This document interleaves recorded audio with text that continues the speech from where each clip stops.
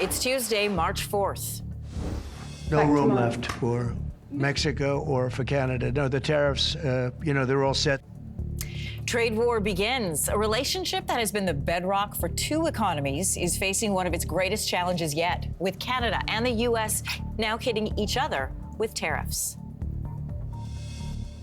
It's definitely going to increase prices. It's going to fuel the inflation. From clothes to juice and lumber, Canadians can expect to pay the price from a trade war our country didn't ask for. I was really shocked. The vet said that she had traces of THC and cocaine in her urine. Public warning, a New Brunswick dog owner speaking up after her pet tests positive for drugs after an outing in the Moncton area.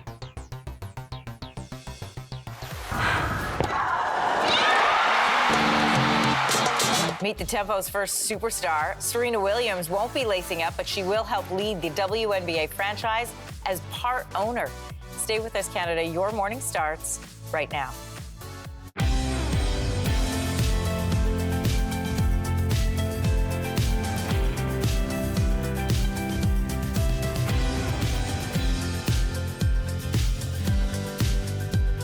Good morning, Canada. Welcome to Your Morning. I'm Anne-Marie Mediwake. Good morning, everybody. I'm Lindsey Deluce. And good morning. I'm Winston C. Welcome back, Yay, Anne-Marie. what a day to come back. Tariff Tuesday. Tariff Tuesday. I know, so much to talk about. So let's jump right in.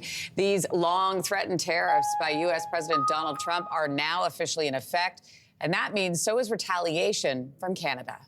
We are ready with $155 billion worth of tariffs, and we're ready with the first tranche of tariffs. Measures imposed by President Trump's executive order put a 25% tariff across the board on all Canadian goods. Canadian energy is being taxed at 10%.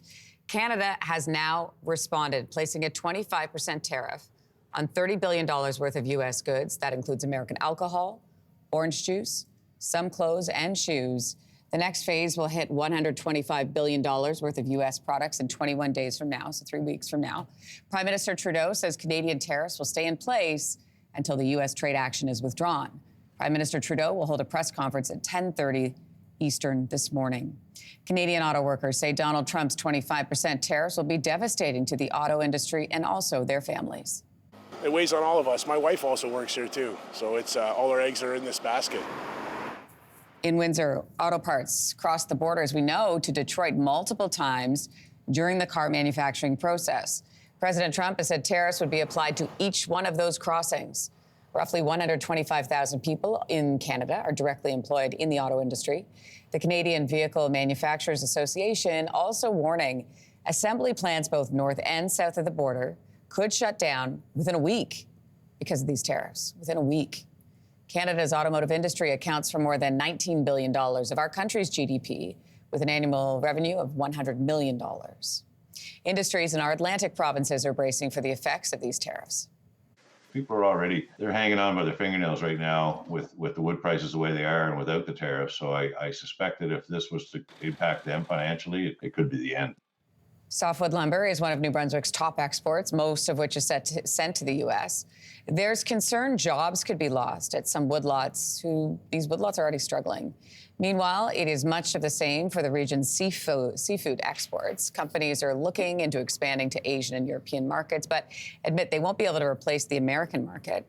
According to the Atlantic Provinces Trucking Association, about $26 billion worth of goods from the region go into the U.S. each year. Canada and the U.S. hitting each other with tariffs means people will start paying the price. Fruits and vegetables, for example, at the grocery store are highly reliant on U.S. suppliers. And it's not just groceries that will be affected. Shoppers can expect to pay more for items like appliances, furniture, clothes, under Canada's counter tariffs. The next phase will hit industrial imports like mineral oils and car parts.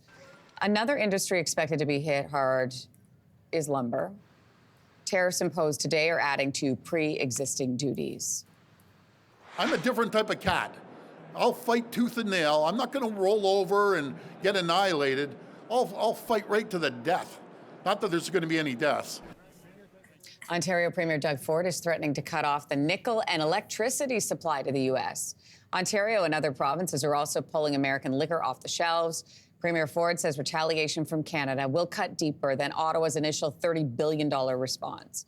That's because there are hundreds of communities across our country ready to buy Canadian first. So Canada, not the only country hitting back against the U.S. The U.S. has now doubled its tariff on imports from China to 20%.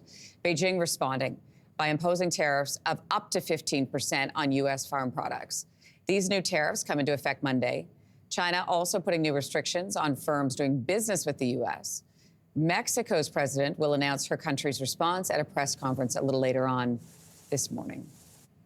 In other news, 2 Canadians have died in Mexico. In a statement, Global Affairs says it is aware of the deaths, adding consular officials are in contact with local authorities. Local reports say 2 Canadians were found dead inside a home along Mexico's west coast. Another person was sent to the hospital with injuries. That's all we know. A New Brunswick dog owner is speaking out after an incident last week. Her pet tested positive for drugs after a day out in the Moncton area. She was just laying very dull in my lazy boy chair. So Wendy Kale says Willow, she wasn't herself. So she took her to the vet. A toxicology report found Willow had traces of THC and cocaine in her system. Willow was on leash all day. Kale says she was digging at something in the snow, may have gone into something at that point. The Maritime Animal Hospital in Moncton says they've seen cases like this before and that they deal with incidents like this every 2 weeks or so. Renovations at Toronto's BMO Field are well underway, with a little more than a year until the city welcomes the world for the 2026 FIFA World Cup. Today's announcement is an important step in our journey and ensures the stadium will not only be ready for 2026, but will serve our city for years to come. Along with improved Wi-Fi, who doesn't love that? 4 new permanent video boards are being installed. AI is also planned to be used at concession stands, which organizers hope will make for faster transactions. The biggest transformation, though, includes 17,000 temporary seats. Those will be installed in March, next March. The upgrades are being paid in part with $23 million from Maple Leaf Sports and Entertainment. The latest price tag for Toronto to host is $380 million. The city says it's committed to sticking to that cost. This is really cool. Serena Williams is joining the Toronto Tempo as part owner, and the president of Canada's only WNBA franchise is pumped. Anytime you have someone that has won more Grand Slams in the Open era than any other tennis player, and you have that champion associated with your team, it's a huge, huge benefit. It's huge. Serena Williams is a 23-time Grand Slam winner who will bring her winning legacy from the tennis court to the basketball court. Social media, she wrote this, Serena did, quote, "I love Toronto, the culture, the food, the people. I won my first Rogers Cup here when I was 19. Wow. So part of her role in this ownership group includes providing input on merch, future jersey designs. The Tempo will take the court next year, 2026,